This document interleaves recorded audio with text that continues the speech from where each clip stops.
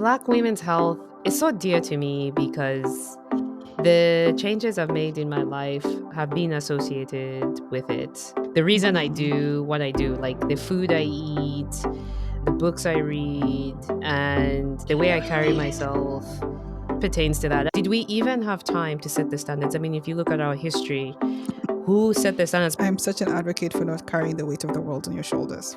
I think that becomes the most important thing. It's just putting ourselves first. Like, I realized no one is coming to save me when it comes to my health.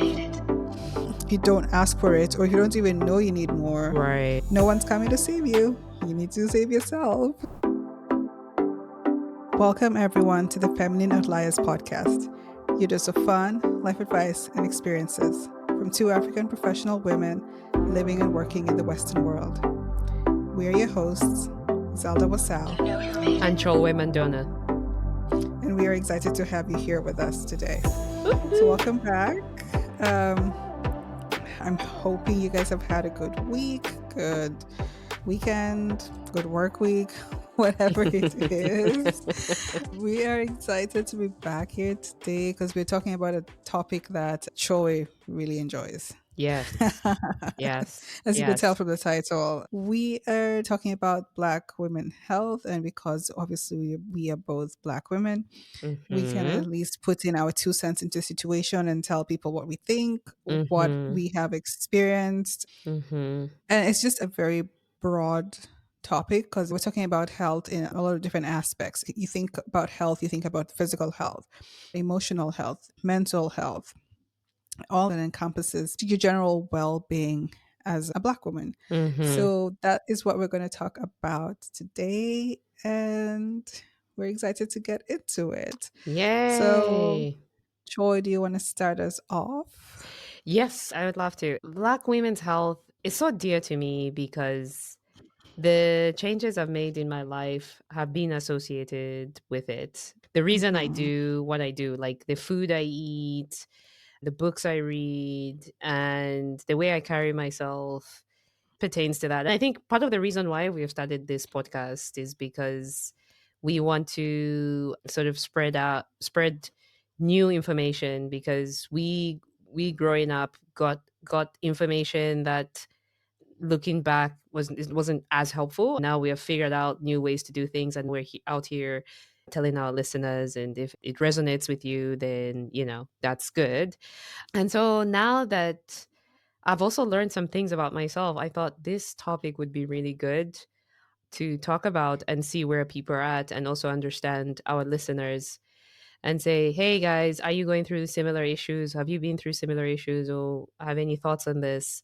I think the first thing that came to my mind was when I went for one of my checkups. I think it's been a few years back. I went for one of my checkups and I had to do some blood tests, and the results came back and the doctor told me I was pretty low in iron, number 1, and number 2, vitamin D again was pretty low. So those two things triggered a journey for me to find out what is my optimal health, and just also to realize that this wasn't something that I just go through myself, but other people go through it. So, Hmm. and but we just never talk about it. Like, this is something, and now that I'm in the UK and there's not much sun, it's very critical that I am sufficient in vitamin D. But I remember when I got my results and I was like, huh? Like, in my mind, I was like, I am exercising, I am eating right. I'm not like, because sometimes when living in these parts of the world, you get information that pertains to like obesity, junk food, sugar, and not realizing that I had my own personal issues, or like I would say not yeah, I guess that they are personal to me in the sense that I'm struggling here with vitamin D and iron, which is not publicly talked about. And maybe because it's who I am, maybe it's like by genetics and having melanin, more melanin in my skin, so that impacts my ability to get more vitamin D from the sun. So all of that, I wasn't paying attention to it because for me, as long as I was avoiding the junk food, the sugar, and exercising, as best. And it wasn't even like consistent exercise. It was the fact that like I got up and went to the gym like 1 day a week. I was like, oh, I'm good. At least I'm not like a couch potato. Sorry. Uh, um. So anyway, that began this journey, and here we are. This is 2025, and I'm still rocking this journey. And I've been investigating more things, and we can go into details on that. I think for me, I haven't, when it comes to Black women's health, I haven't really thought about it per se personally Mm. as a Black woman's health thing. I think because being a doctor and having to see it and deal Mm. with it with my patients, I think about it more from that aspect because, when you're talking about iron and vitamin D, those are both very common deficiencies in Black women. Mm. It doesn't surprise me. Like, it's very common. For me, though, the question that I really think about more so is why.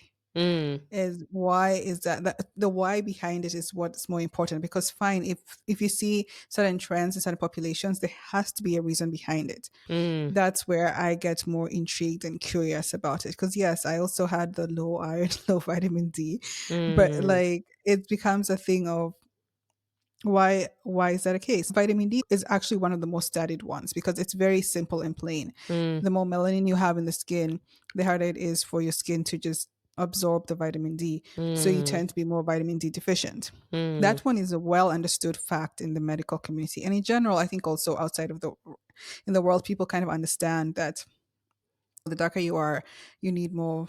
It's the harder it is for you to absorb vitamin D. That one is more well understood. I think it's more well studied. Mm. Iron deficiency, on the other hand, I think it can open up a huge can of worms Mm. because it depends on why you're iron deficient. And I Mm. think this is why we were talking about when I was telling you about the issue of Black women and fibroids. Mm. And fibroids is a huge issue as to why a lot of Black women are iron deficient. Because when you have a lot of fibroids, you tend to have very heavy periods and you lose a lot of blood via your periods. Mm. So iron deficiency is a huge thing when it comes to Black women during their menstruating years because Mm. they have heavy periods, and they have heavy periods because they have fibroids or endometriosis, something like that. But the question is, Mm. why do they have them? That is Mm. when things start to get relatively icky and weird. Yeah. The thing that I'm thinking about is what are the studies that are done? Because it took me a while, for some reason, it took me a while for me to look into research studies, like health articles that are published by universities. And I don't know whether it's because I'm waiting for the mainstream media to highlight like like women or black men's health, but because of that it just doesn't come natural. It took me a while to just dig in and actually search for research articles and actually read the studies that were done or sort of hypothesize, because maybe there's already been research done on that, and I just it's not something that just comes natural for me to go out there and Google those research articles, because there's this thing of where like there's just mainstream media, and then there is, okay, what about my what about information about people like me? And it's only when I started looking into obesity, for example, like trying to understand, because at this point I am trying to lose weight, lose fat, and that's when I started getting interested in like veganism. And I remember I started getting into like veganism because Tabitha Brown, shout out to Tabitha, like she just made veganism look cool. So then it started engage. And she was on mainstream media, and so I started thinking like, what is this all about? And it was like, oh, if people of color could, if black women, or I mean, and men or black people could eat less meat, then they'll be healthier. And I started doing the articles, but I haven't gone further in other parts because I'm just not naturally inclined to like read an article. And so Yeah, it's not answering your question, but I'm just giving the reason why I probably haven't tried to find the answer on that. But that's my first thing is like it's I don't find it easily exposed to information about me, about, black women. I think you will only look into it if it actually personally affects you. Mm, So, why did you look into veganism? Why did you look into obesity and stuff? Because you were thinking about losing weight. So, because you had a certain connection to it, you look into it. So, if it doesn't affect you, a lot of people will not look into it and it makes sense. So, I mhm, think for us, it's different in the medical field because even if it doesn't affect us, it affects our patients. So, to a certain degree, we learn about some of these things because it's part and parcel of being a doctor. But for you, if you're not in the medical field, you'll only look it up if it actually affects you, mm, which makes sense. But the mm, problem is sometimes people don't even have the curiosity to look it up or figure out like what's mhm, happening because mhm, there's a lot out there. Like, I guess let's start with physical health since we already delved into a couple of things of physical health. Like, I remember telling you how there's been a link between Black women with getting fibroids and using relaxers to straighten their hair. mm, And many of us grew up using relaxers. It was just a regular thing. mhm, You straighten your hair, and no one actually, you never stop to think that there's ramifications of this because you kind of just assume that if they're selling it to you, then it quote unquote is safe. mm, So a lot of times you just never stop to think about it because you just assume it has to have passed whatever quality control. And now they're saying that people who relax their hair, there's a higher incidence of fibroids, which would explain why mm, fibroids, it affects a lot of women, but disproportionately it affects Black women mm, more. So, and then you look at it and you're like, yeah, there's a lot of Black women who are straightening their hair all the time using relaxers, and these chemicals can seep in from your scalp, because it's still part of the body and get into your mm, bloodstream and can cause kind of endocrine, they can be endocrine disruptors that end up mm, causing growth of fibroids and things like that. And that's mhm, just mind blowing. Now the thing is that we're finding this out now because I guess they've had enough years to for results to come in and then to realize, wait, that's actually a side effect. But in my mhm, head, I'm just like, okay, sometimes I just feel like, what if these people just knew what they were doing and they just did it on purpose and just like, yeah, mm, mm, well, because I wouldn't be surprised also if there are evil people out there. mm, But yeah, um, that was just very interesting when I found that out. And that to yeah, me just made me realize that natural as much as mm, possible. You want to try yeah, and avoid putting these extra chemicals because even if they check, you don't know what long-term side effects these chemicals have because they might also themselves not know mhm, what mhm, long-term side effects these chemicals have. mhm, And that's why I've just come to realize what is wrong with your natural god-given hair. right, It's interesting because now it's made me paranoid about even the products that are marketed to Black women, like when it comes mhm, to our hair, because hair is a big thing mhm, in the Black women community. I think there's this whole research that came out earlier on this year about wigs and weaves and how they have some toxic chemicals in them. mm, Braiding mhm, hair. There's a lot of things have come out, and people are like, yeah, this is what we're putting into our hair. mhm, And it's $1 billion industry. mhm, yeah, And it kind of stems from Black women being insecure or mhm, being told, this is not, you're not the beauty standard. This is the beauty standard. Straight hair, long hair, this wavy hair, this kind of hair. And mhm, so you try to fit in the mold. mhm, But then you look back and you're like, wait, but I'm putting all this stuff in and it's actually, you're saying there's a potential that it's toxic. mhm. It's interesting. It's That's very interesting. I remember when you first told me, I was like, "Oh, now that is tea." That is very scary. Also, it makes me wonder who set the standards for us. Did we even have time to set the standards? I mean, if you look at our history, who set the standards? Because when I was trying to lose weight, the reason why I was attracted to veganism was because when I saw the influencers that I followed, their skin was glowing, Their hair was thick and healthy, it was growing. And I was like, hmm, I'm not vegan, but I understood the power of vegetables, okay? And the power of maybe more so less meat and just moderation, let's just say.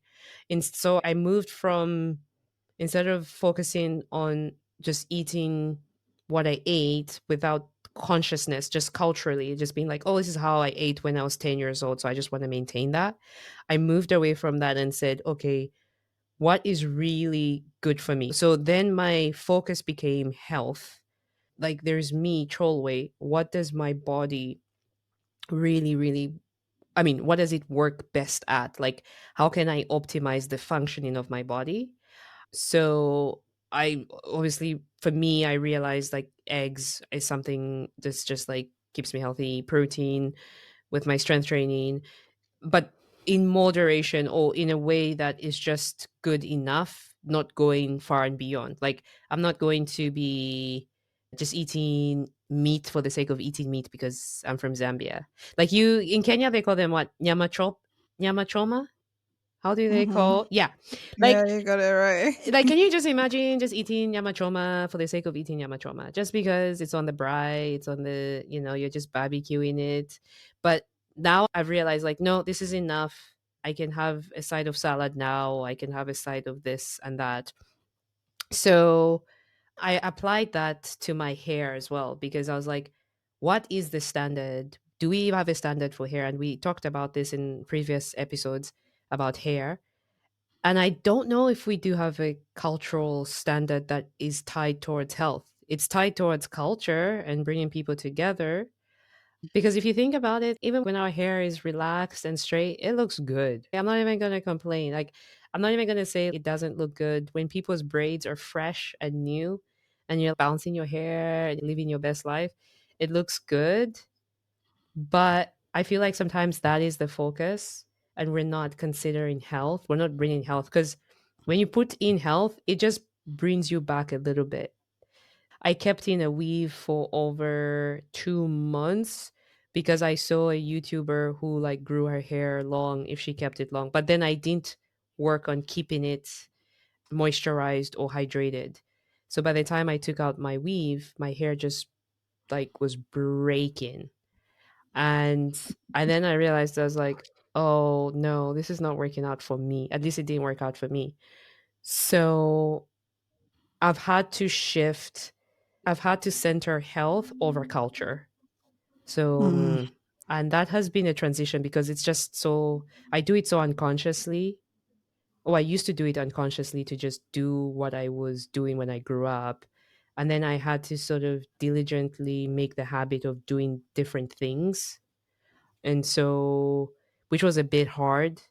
Like, for example, just spending I spent like an extra 20 to 30 minutes before bedtime to get my hair done, 20 to 30 minutes in the morning. So you can imagine at least an hour a day gets dedicated to my hair every day, which would not have been the case because I would have had it in some hairstyle that would just let me like wake up and just go, just live my best life without dealing with my hair. So those are the adjustments I had to make and it was hard. It was hard. I have to say it wasn't easy. It was hard. And yeah, and I think the same with food as well. Moderation in moderating how many times I eat in Shima. Shout out. You guys, if people in Shima is basically cornmeal in Zambia. So shout out to the Zambian listeners, you would know. But I had to moderate that as well to just for my optimal health because it was too much for me at least. So that's what it reminds me when you're talking about this hair products, like who are we living up to when we making these decisions? I feel like it's hard because I don't think we set the standards. And I don't think we realize we did not set the standards. Mm, I think now we're starting to realize it more, but I think people just largely like, because looking back in places like Nigeria, Kenya, it's so common to just perm your hair, for example. But do we actually understand the history behind it? Mm, or like why we're doing what we're doing. The problem is we don't. Now we're mm, starting to ask questions because we're starting to see bad side effects. mhm, And we're starting to realize, well, we were told this is what we should do, but no, actually, as you said, we need to focus on health over anything else. mhm, And we're realizing some of the practices we have are not helping us. It takes a certain level of knowledge to step back and realize, wait a minute, or even intuition, to just mm, be like, there's something that's off here. Like, why are we doing X, Y, or Z? mhm. And so, like, oh, like, why is this the case? So, I mean, for me, just it's honestly just made me a little bit paranoid about products Oh, that are yeah. specifically targeted for Black women, particularly if it's not a Black person who owns the product. Because in my head, I'm Mhm, just like, mhm, what was it really vetted properly? Did they actually do the all the necessary like tests to make sure it's chemical free? I don't know. It just makes you paranoid, and you know, and that's just physical health. But it's funny because when just touching on physical health, this is a thing in Africa, mm. South African countries, Yeah, for it's always example. like coming for the whole continent. We're like, okay, we're listening. You know how, like, in general, sometimes you find some African men will be like, "Oh yeah, they like their women big," or Yeah. things like that. And then, but Yeah. then, have you ever thought about if they're too big, what the implication is on their health? Yes. Yeah. Like, it becomes a point of no, are they actually a healthy weight? Are they actually eating properly? But you don't stop to think because it's like, as you said, culture. Mhm. It's part of the culture, so you don't stop to question it. But Mhm. if you have the mindset of health over anything else, then you start to realize, yeah, I need to make sure I'm a healthy weight, not just because my husband wants me to look like X, Y, or Z. It's like, no, Right. am I actually healthy? Mhm. But again, Mhm. it takes a certain level of intuition to be able to do Mhm. that. Mhm. But I'd like us to also talk about other aspects, like things like emotional and mental health for Black women. And I think we can speak about that a lot more, at least in the Western world, because we live in the West. Because that's a thing that's also a bit of an issue here. Yeah, that is a big issue. One thing that you said about culture was this idea of wanting to belong. And I think that is something where, especially as Africans, we thrive on social capital. Individualism is not the primary driver or currency. So I can kind of see how it's very quickly if you stop doing what you're doing. I think I mentioned this when I went to the store. I just put my hair in a ponytail really quick. It was just for me to go grab something in the hair store and then come back and just get on with my day.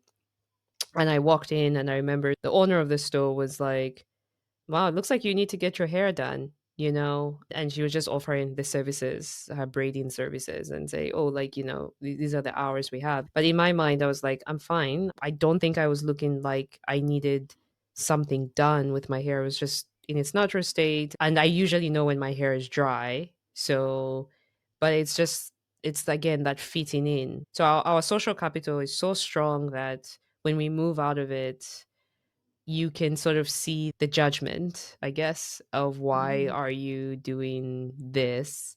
And maybe this is why we're also calling ourselves the feminine outliers as well, because we are like, we're stepping away and saying, like, yes, we respect where we're from, but we're like, you know, chartering a new course that is focused on wisdom and health and growth and all of that. So so I can kind of see how it's so hard to break that, because I'm sure some people right now are listening to be like, okay, so what do you expect me to do with my hair? You want me to stop wearing, like, adding extensions or weaves, or like, what are you guys saying? I can see how other people would not necessarily just tune in and agree to what we're saying, because that is very strong. On the side of emotions, emotional health, I guess it's linked to the social side of things. For me, part of my mental health and emotional health started off with dealing with difference in culture, adaptation to a new culture. And I guess I didn't realize that I'm being taken away from my roots. I'm being uprooted. Like, I think to me, it felt like I was just excited to be in a new place. It was just like, yay, I'm here. Usually I tell people, if you want to know my experience of like the Western world, it felt like coming to America, part one, like Eddie Murphy. I just was like over the moon and, just came in with a big bright smile and all of that. But I didn't realize that what I was going through was like also an adaptation to a new environment. And I just treated it very casually, not realizing the implications of it, that like people are going to question where you're from. But for me, it was just more like, oh my goodness, I'm a celebrity. I think I took it in a way that was very healthy, but Mm. not ever like dealing with it in a way that was just like acceptance of my new life.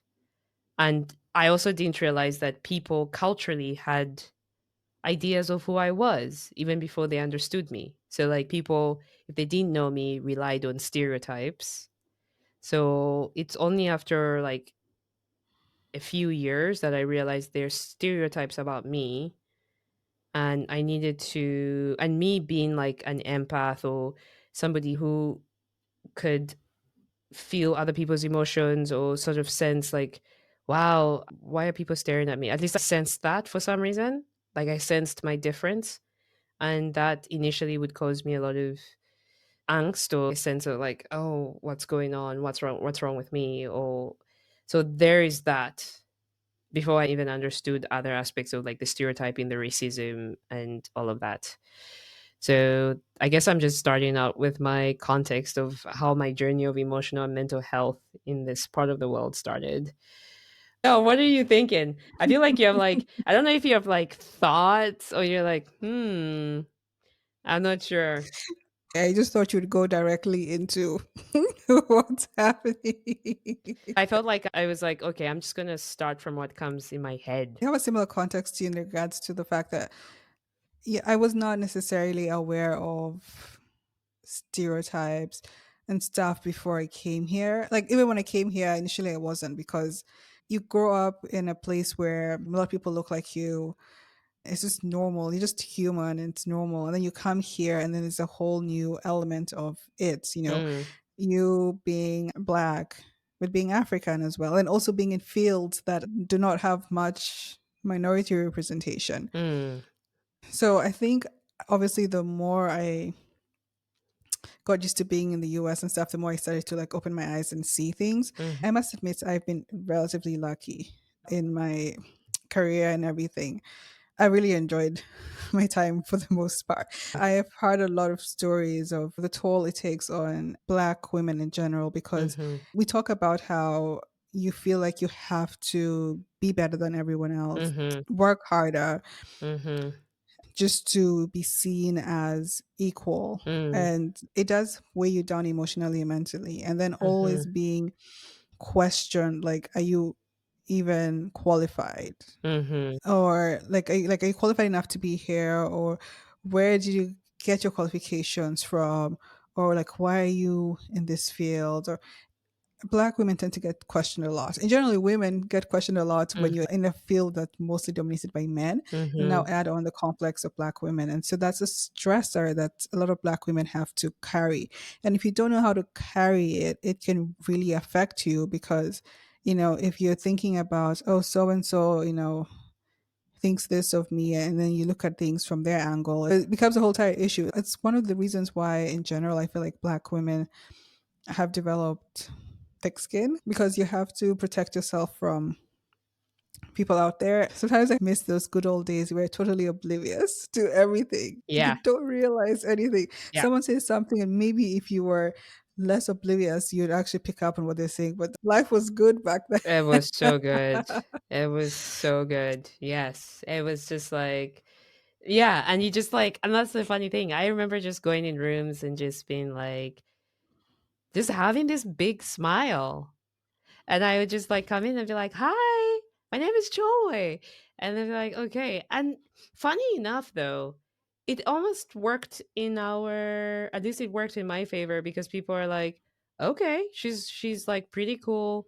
And then I without even thinking about it, when I look back, I ended up making friends just because people are like, if people had maybe a certain idea of me, that idea changed after like 5 minutes of meeting me. So it was like, okay, she's really cool. Let's invite her to like this and this. And so as you said, when you hear stories of people not having the same experience, you're like, I'm confused. Mhm. So yeah. But unfortunately, people do take on it creates a lot of anxiety, I think, and a lot of stress, Mm. imposter syndrome. Like maybe I would say heightened imposter syndrome. There's like Mhm. basic imposter syndrome that just comes from shift in, maybe in career or new position or growth. But then there is like additional heightened angst and stress because you feel like you need to qualify yourself in the room, and then it probably can lead to things like burnout. In fact, isn't it in the United States? I want to specifically say United States that, or maybe it's in the Western world in general, that women are the most educated group. Black women are the most educated group. And so that should say a lot about like where there's this, because the women are smart, that's probably part of it, but there's also this thing of where maybe we have used education as a defense, as a way of coping in this society, because if we don't have the qualifications, we Mm. will not be taken seriously. But then it brings to other things like we're so driven for excellence, or we're driving for excellence, but then where do we have time to have a soft life? Because I think there was even a Mm. campaign at one point, even on social media. There are some influencers that are focused on the soft life for Black women. Like Mhm. we're done with the quote unquote hard life. That's like we're strong, independent, we're smart, we can do everything. I just want a bubble bath and a massage, and that's it. And I'm not doing more for anybody else. How are we making that choice to be emotionally and mentally healthy? And I think it's a challenge. I think people are more aware of it now because Mm, there's been this whole wellness push over these past few years in general all over, and people are now more cognizant of some of these issues. And I think the part of the reason why people are cognizant of these issues is because they're starting to realize how these issues are very problematic because they're mm, also intertwined. Because, we're talking here about emotional and mental health and being stressed. And like, you cannot function well when mentally you're not there, when emotionally you're really down in the dumps. It affects your productivity, mm, it affects your relationships. mm, If you're always having so much masculine energy because you're trying to outdo everyone and stuff, it affects you, weighs you down. mhm. I think one of the things that has really shooketh, I don't know what I'm saying, made a lot of people, has Yeah. shocked a lot of people back to the medical field is the relationship between mental and emotional health and physical illnesses. Mm, Because there's a lot of autoimmune diseases in Black women.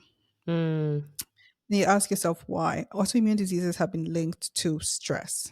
mm, In general, women are more likely to get an autoimmune disease than men. Why is that? Because women tend to take on stress more, they tend mhm, to internalize it more. mhm, So they tend to get affected more by autoimmune diseases.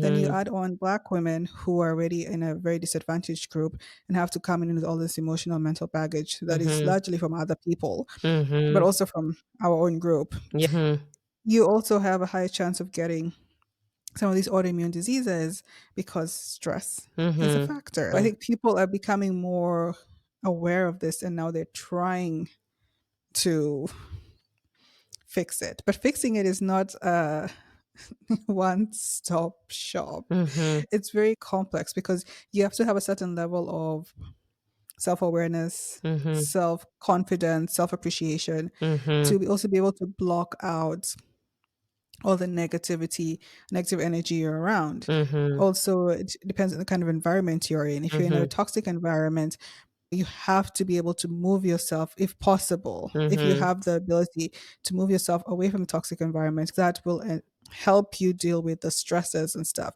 It's basically dealing with all the stresses that we have available that we can actually address is Mhm. becoming a big thing, particularly Mhm. for Black women health, because it's such a thing. You're dealing with so many different issues from different places, and Right.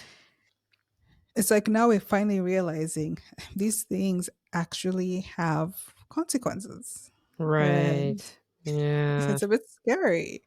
It is. It is. And I was just, when you were talking about moving away from the stressors and how it impacts our relationships, I'm thinking about how in sort of in a funny way in Black communities, we our triggers are in our communities, are in our families as well, like Mm, in a way where our stresses also come from family, because sometimes when you're raised, I know, like back home, when the idea of a good African woman, somebody who has the ability to cook and like be nurturing and just like this idea of like looking after everybody.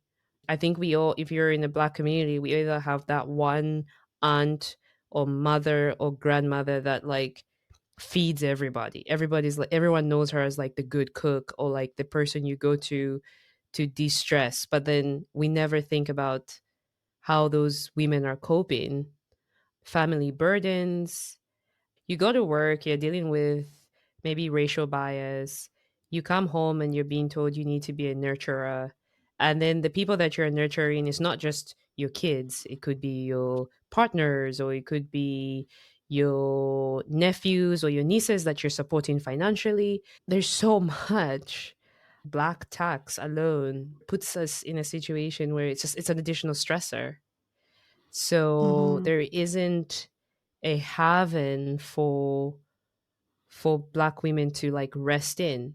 You literally, as you said, either just have to stop and block people out, or like sort of just be able to say, look, I'm trying to maintain my peace here.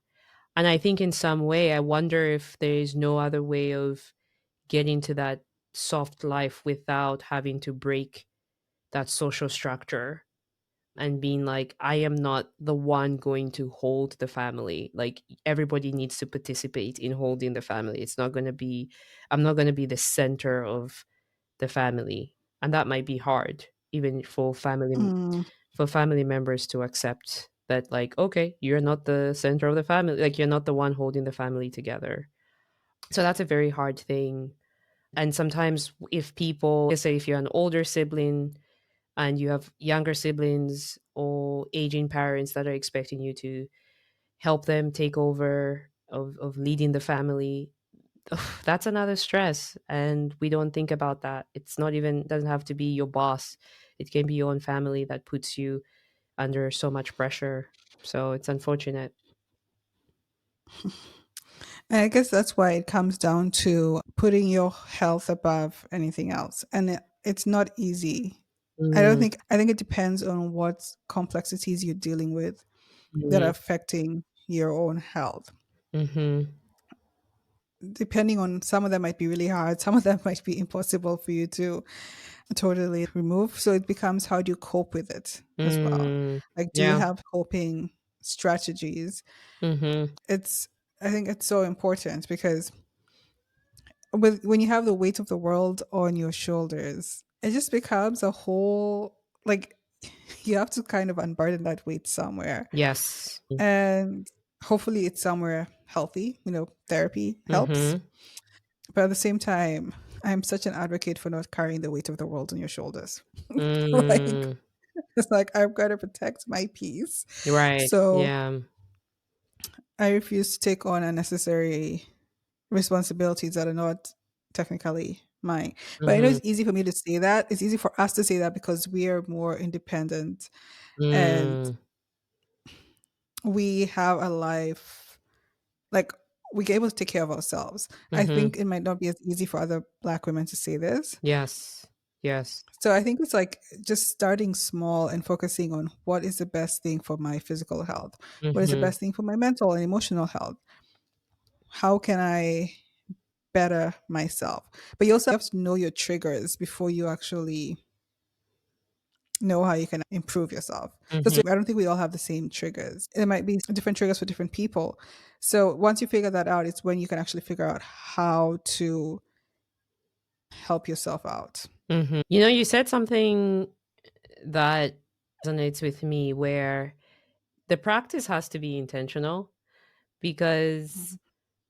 I think sometimes if people think, "Oh, I'm just gonna wait for the weekend to relax and then go to church on Sunday," and the preacher talks about how you can overcome everything, like, but you're not physically taking yourself to a counselor or a therapist, or you're not physically just taking time out, like, just don't do anything, like, focus on Mhm. yourself. Because sometimes I feel like I have been sort of in this situation where when things are getting tough and I listen to motivational speeches and they sort of keep giving you the same information, you're strong, you do this. And it just sort of amplified the whole strong, independent woman, as opposed to just being like, it's okay, relax, rest, like, just like do nothing, like just have a do nothingness, like go somewhere and just take a walk, like even just taking a walk by yourself, no music or music, whatever it is. It's only when I became intentional about giving myself time and space did I actually see the results, as Mm. opposed to this idea of like, oh, no worries, I'll work throughout the week and I'll relax over the weekend. Like you actually need to take yourself out of the environment where you work and live. Like sometimes that just, I don't know, it just resets your mind. And sometimes people have this sort of being like, I will hold on, I'll be strong, I will keep going. And we are empowered. I know I'm Christian, so I'm empowered by like, I know the Lord's got me. But then there's also like, I also go, I need to like take myself out of the situation and go meet the Lord, like, and hang out with the Lord myself. So I think there's something to be said about actually putting in the action to say that I matter, as opposed to just thinking that things will actually just happen. And you get a lot of blame mentality where people say, if only my manager could be less hard on me, which could be a case, but you start to see things when you're stronger in yourself first. You have to start by looking inward, doing the work on yourself. And also, when it comes to the outside stuff, work on what you can change. I mean, you can't change your manager, Hmm. but if they're really toxic, can you maybe complain about them to the company head, the HR department, or does that mean you have to move a job? Basically, you have to do what's best for you. So if you can handle the manager's nonsense, fine. But if Hmm. it's too toxic to the point that it's affecting your mental health and nothing can be done, Hmm. then maybe it's your time to quit your job and move on Hmm. because first. And Hmm. I think that becomes the most important thing. It's just putting ourselves first. Hmm. Hmm. And I think, One more do thing. you have something else to say? One more thing. I think it's important. The one last thing is in terms of physical health. I think it's important to get yourself tested for like for everything. I don't know whether that even Mm. makes sense, because I think it's something that we don't take into account. And I think sometimes if I've noticed even among celebrities when they, like when it comes to like reproductive health, where they are going through something, whether it's like fertility or how they gave birth, or like how childbirth was not great for some of them, and like, and you're thinking to yourself like, wait, this person maybe has the money and they still struggled.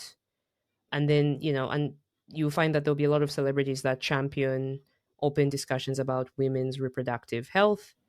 But I think one thing, at least I have experienced, is just getting myself tested for things and just ensuring that like my blood level, my whatever blood tests are good, my organs are good. And I think you and I, Zell, discussed going to, was it Turkey, where you can go for the whole medical, The whole, yeah. like we just make a whole trip out of getting ourselves tested for everything. I believe, because that is honestly what started it for me. Like I realized no one is coming to save me when it comes to my health. So Yeah. That's the key word. That's the key phrase. If you're gonna get anything out of this, get the fact that no one is coming to save you. So you better save yourself. It is. I mean, when you tell me some of the stories, you being a doctor, I'm like, ooh, I'm gonna get myself tested for this because there is no way. But then Yeah, also, it's not realistic to get tested for everything. Because yeah. even if you go and get tested for stuff, they're only going to just test you for the basic stuff. But again, this is where if you feel like something is off, Mm, you have to be your own advocate and be like, no, this, even if this lab work is normal, there might be something else you're not searching for because I'm still feeling mm, off. So it becomes of being in tune with your body, and you're only going to be in tune with your body if you're actually paying attention to yourself mm, and what's happening. That way you can actually push for more, because sometimes you need more, but you don't. If you don't ask for it, or if you don't even know you need more, right. no one's coming to save you. You need to save yourself. So Mm. Amen to that. I like that. That's a good phrase to end it with. And that's right. I think it's just important for us to. I think it's a good topic. We could talk about so much Mm-hmm. Mm-hmm. with Black women's health and just women's health in general. Yeah. I hope you guys have enjoyed this episode. I hope there's something you've been able to learn. Keep up the conversation with us. Comment section. You can reach us via Spotify, text us. You can email us. We'd love to hear what your thoughts are on this topic. As per usual, we are on all major podcast platforms, including Google, Apple, Spotify, YouTube. We do have both audio and video Formats. for, yeah, There we go. audio video formats.